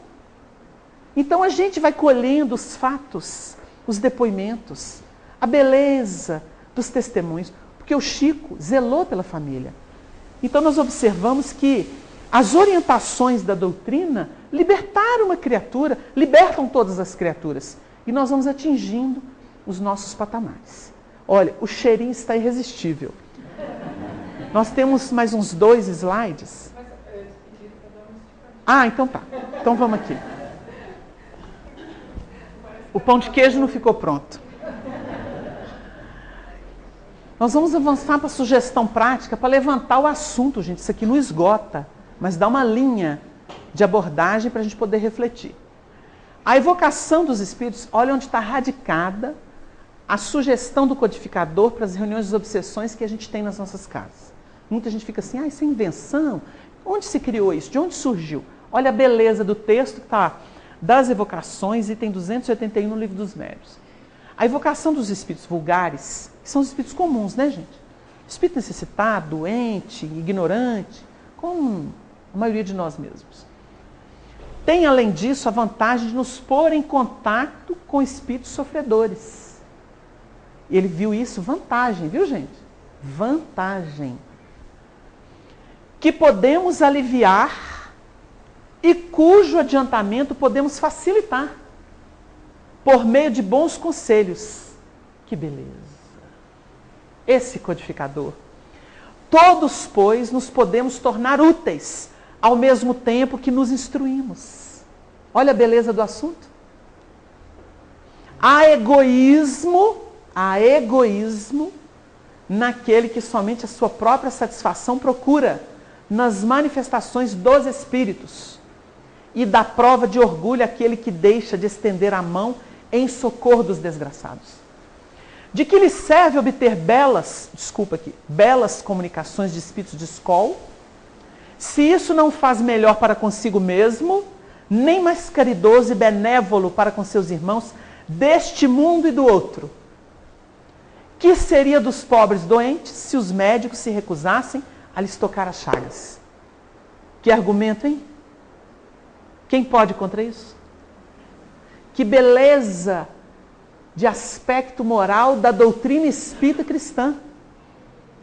Porque os bons conselhos servem também para os espíritos. Quantos retornam agradecidos? Quantos retornam sensibilizados? Quantos se inserem no trabalho das casas, depois de serem socorridos por elas? Se candidatam a servir, a aprender, a estudar? Quantos? Serinto, que eu contei a história para vocês, se tornou um amigo do Grupo Meimei e acompanha Arnaldo até hoje, nas reuniões que ele dirige, aos 90 anos, com lucidez e domínio das coisas. É algo muito lindo de se ver. Se tornou um grande amigo. Milhões de pessoas eram dominadas por Serinto, as falanges da treva. E hoje, quantos, ao longo dos 63 anos de trabalho do Arnaldo, dialogando com os espíritos, que segundo ele é o que ele mais sabe fazer na vida, porque foi a orientação de Emmanuel. Emmanuel incorporou no Chico, ele estava enrolando o Chico há 2 anos, não querendo assumir a reunião mediúnica, porque depois que o José Xavier desencarnou, o Chico ficou sem reunião mediúnica. Tentou com o grupo. Foi quando, isso o Arnaldo que me contou, foi quando ele, tentando receber os espíritos, ele orientou um dos componentes singelos do grupo de Pedro Leopoldo, Luiz Gonzaga. Ele falou assim: meu irmão, quando o espírito manifestar, que é um processo obsessivo, que a nossa irmã está sofrendo, se o espírito manifestar, aplica-lhe evangelho. Aquilo que está no filme de forma jocosa, foi a orientação do Chico ao elemento que ele queria que substituísse o José Xavier. E o que aconteceu? O elemento pegou o evangelho e pancada na cabeça do Chico.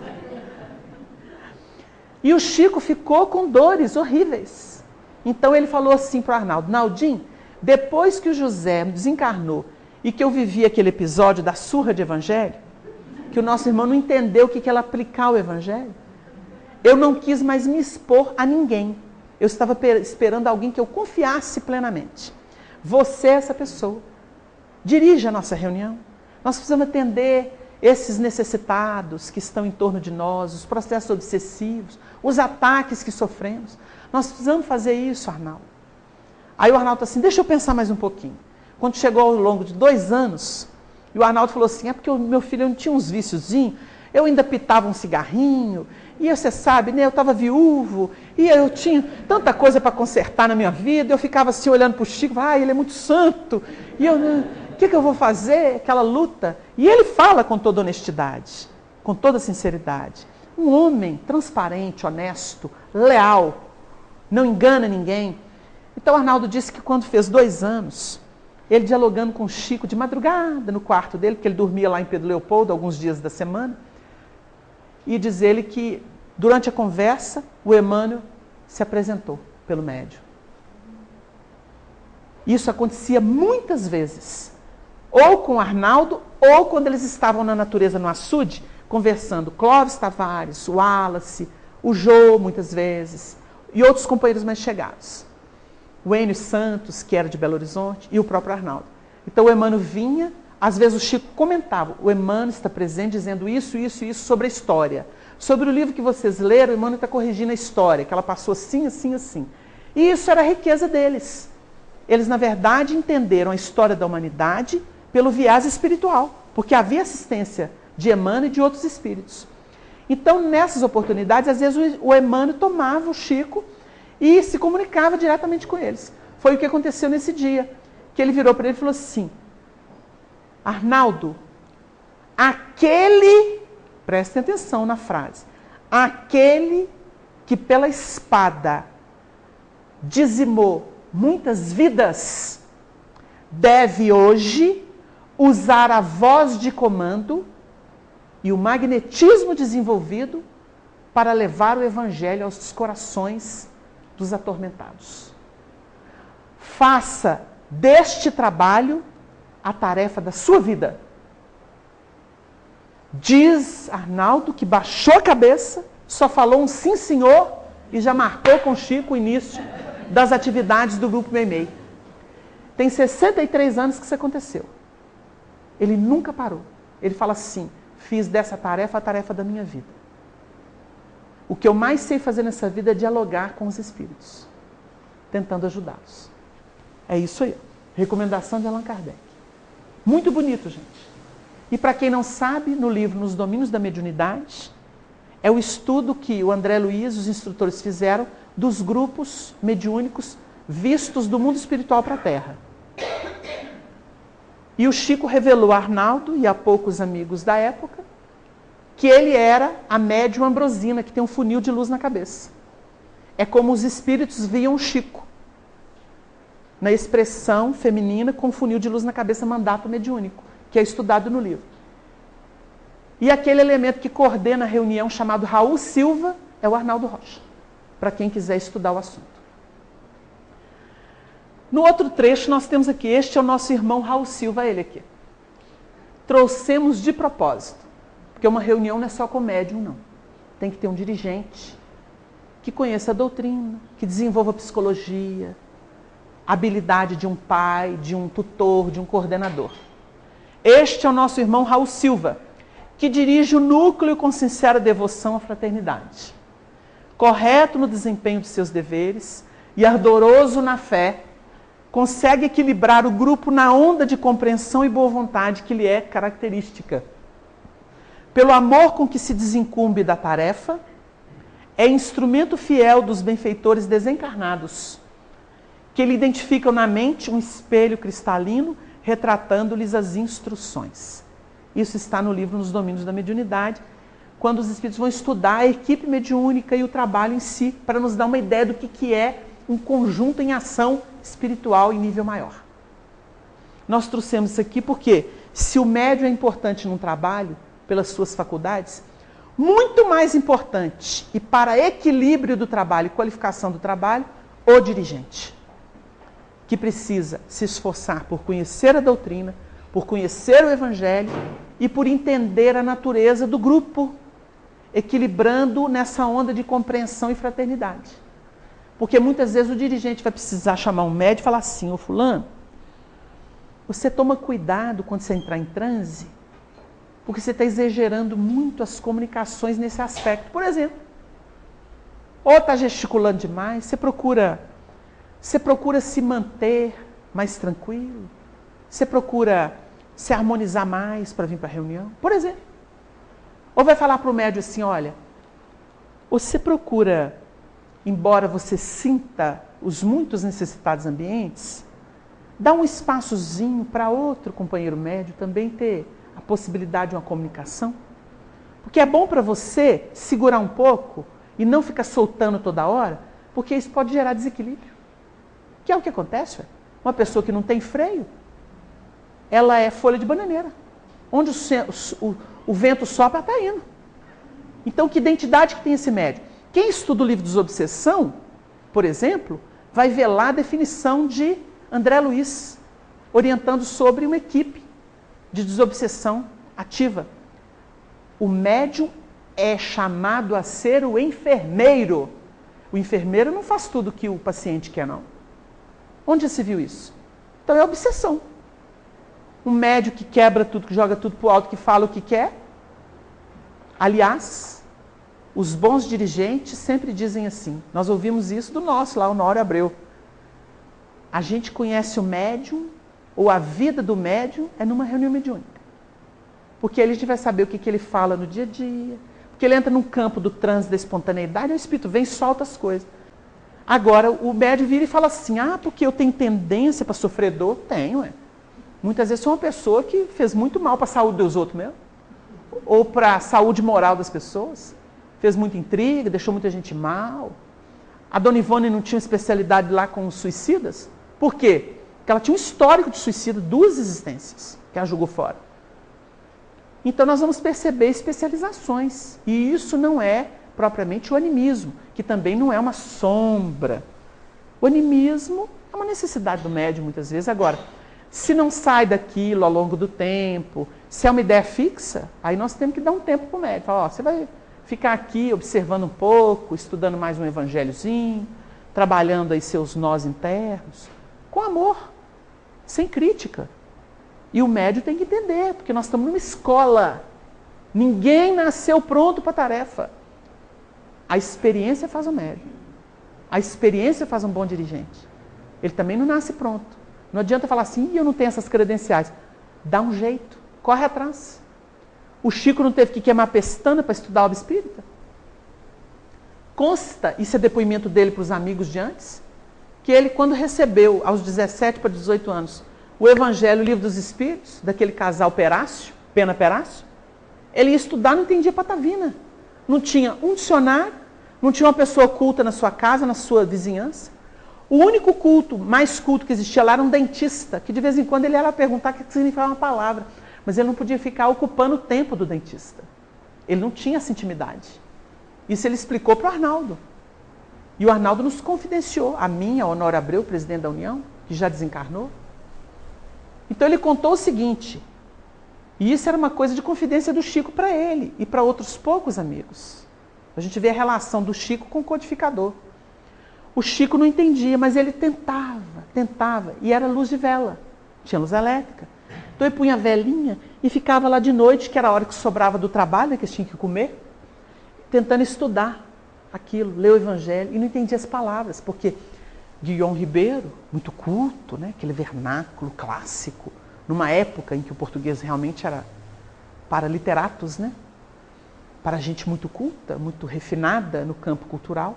O povo era ignorante, a maioria analfabeto. O Chico tinha o quê? 4º ano de grupo escolar, mal feito, com muito sofrimento, com muita luta, doente, tendo que trabalhar. Então o que acontece? Ele começa a perceber um vulto muito iluminado de um senhor respeitável, que olhou com simpatia para ele e falou assim, vim explicar-lhe as palavras. E começou a explicar a obra espírita para ele. Diz o Chico que em torno de uns 3 meses, esse senhor aparecia nos dias de estudo, combinados. E ele começou a explicar toda a obra espírita para ele, Evangelho e Livro dos Espíritos. E ensinava para ele o que ele tinha dúvida. Aula de espiritismo básico. Ao longo de 3 meses, ele contou que ganhou um livro com a pintura conhecida do codificador. E ele teve um choque, porque a entidade luminosa que inspirava tanto respeito a ele era o próprio. O Chico estudou o Livro dos Espíritos e o Evangelho com Allan Kardec. Muita gente não sabe disso. Nós estamos trazendo aqui porque o Arnaldo está vivo e ele pode confirmar para vocês. Ele está encarnado e conta, porque foi confidência do Chico a ele. E o Chico pediu que ele não divulgasse isso. Mas já foi. O Chico era modesto, gente. Ele não queria ser enaltecido em vida. Por isso ele pediu que não contasse. Ele teve aula com o próprio codificador. Aí o Arnaldo falou assim: ô Chico, você recebeu antes, o Emmanuel nem tinha aparecido na sua vida, você recebeu antes aquela rainha de Portugal, que era tão luminosa que você falou que a luz estava apagada, você acordado no quarto, que dormia tudo assim no chão, esparramado, né? Era miserável a vida deles. Os meninos tudo dormindo, e ele lá em prece, em oração. Diz o Chico que ela foi chegando, a luz era tanta que ele via a sujeirinha do chão com a luz desse espírito, que era a Rainha Santa, Isabel de Aragão, esposa de Dom Dinis, que ele sempre amou e que propôs para ele dar pão aos pobres. E que ele ensinaria muita coisa de luz para os nossos povos peninsulares. Ele nem sabia o que era isso. Custou para entender o que era povos peninsulares. E ele perguntou para ela: quem é a senhora? Ajoelhou no chão, de cabecinha baixa, e perguntou para quem é a senhora. Né? Aquele Eduardo Carvalho Monteiro, ele contou essa história em detalhes. Porque o Chico contou isso para muita gente. Porque foi o início dele. Né? Tem o livro dele que é muito bonito, precioso. Então o Chico disse que, virou para ela: quem é a senhora? Aí ela explicou: eu sou conhecida como a Rainha de Portugal, meu nome é Isabel de Aragão. Aí o Arnaldo virou para ela assim: mas vem cá, ô Chico, você quando recebeu aquela senhora tão iluminada, aquele espírito tão iluminado, você perguntou na mulher, por que você não perguntou para ele assim? Aí ele respondeu assim: isso está num programa do Espiritismo BH, em que o Arnaldo contou nessa gravação, na entrevista que ele deu. Então ele disse que ele falou assim: ah, mas aquele senhor era de uma autoridade medonha, meu filho. Eu fiquei com vergonha de perguntar. Uma autoridade medonha. Então o Chico, que era muito humilde, ficou com vergonha de perguntar o nome dele. Aí ele levou o livro, o Chico contou para o Arnaldo que levou o livro, meio assim desconfiado. Quando chegou a hora do estudo, ele disse que pôs o livro do lado. Então o espírito se fez visível para ele, em luz, e ele olhava para o espírito e olhou para a foto. Na hora que ele olhou de novo para o espírito sorriu discretamente e falou assim: eu vou falar do jeito que o Chico contou para o Arnaldo, para vocês entenderem que o Chico nunca negou sua natureza feminina. Ô minha filha, em retribuição ao que você fez como médium para mim, na época da codificação, recebendo o Espírito Verdade uma vez por mês, para revisar o Livro dos Espíritos, eu vim aqui retribuir, ensinando a você a entender a obra. Que colosso, hein, gente? Que colosso de luz, de amor. E nós trazemos isso, que é um tesouro que nós temos em Minas, junto desses amigos leais, sérios, do Chico, dos amigos históricos de Pedro Leopoldo, para que vocês possam beber das fontes límpidas e entender a grandeza disso aqui, ó, da codificação, que norteia os passos de todos nós e que construiu um Chico Xavier para a humanidade. Foi a obra espírita que fez isso com Chico Xavier. Potencial ele tinha, mas o norte estava aqui. É a verdade codificada para aqueles que têm olhos de ver e ouvidos de ouvir. Nós vamos fazer um break, uma paradinha, já deu tempo, né? Depois a gente retoma para poder culminar aqui o nosso trabalho. Tá bom? Não sei se vai dar tempo, porque nós estouramos o tempo. Ah, já acabou? Já está na hora? Então nós podemos culminar e depois tomar um lanchinho. Certo. O último slide, que eu acho que é o último mesmo. É o último mesmo. Tratamento das obsessões. Ressalta do que fica dito o ensinamento de grande alcance, que as imperfeições morais dão aso à ação dos espíritos obsessores e que o mais seguro meio de a pessoa se livrar deles é atrair os bons pela prática do bem. Sem dúvida, os bons espíritos têm mais poder do que os maus, e a vontade deles basta para afastar estes últimos. Eles, porém, só assistem os que os secundam pelos esforços que fazem por melhorar-se, sem o que se afastam e deixam o campo livre aos maus, que se tornam, assim, em certos casos, instrumentos de punição, visto que os bons permitem que hajam para esse fim. Olha a harmonia em síntese nesta orientação, item 351 do Livro dos Médiuns, da obsessão. Por que que Deus permite que os obsessores tomem o espaço de um médium ou da vida de uma pessoa? Para servir de punição e demonstrar a ela o erro em que se meteu. É ao mesmo tempo resgate e redenção. Já pensaram nisso? Quando a gente fica xingando os problemas que vêm para a nossa vida? Chama-se oportunidade de revisão consciente e redenção dos nossos erros. Isso é misericórdia, próprio da sabedoria divina, que conjuga o mal com o bem, para que o bem tenha mais força. O que é que triunfa disso aqui? O bem, gente. O elemento sai por aí atazanado, mas a enfermidade dele mostra a ele e aos circunstantes que ele precisa de cuidados. E ele vai aprender na dor o caminho de retorno ao aprisco. É isso que ocorre. A obsessão é o grande escolho da mediunidade. É mais arriscado do que se pensa. Basta pensar que, prefaciando o livro Estudando a Mediunidade, Martins Peralva, Emmanuel, que prefaciou o livro, comparou a mediunidade com a produção de energia elétrica nas grandes usinas e que precisa ser conduzida essa energia elétrica de grande potencial através de torres enormes que vão sendo transformadas até chegar tranquila e sem grande risco na nossa casa para a tomada, para a luz elétrica, para os bens que a gente necessita. Esse é o caminho da mediunidade. É preciso tomar muito cuidado. Nós não esgotamos aqui o tema, não falamos tudo que poderíamos, mas começamos. Diz Veneranda que os temas de Jesus foram começados, foram iniciados, mas não terminados. Segue para o infinito. E nós vamos seguir junto, com a bênção de Deus.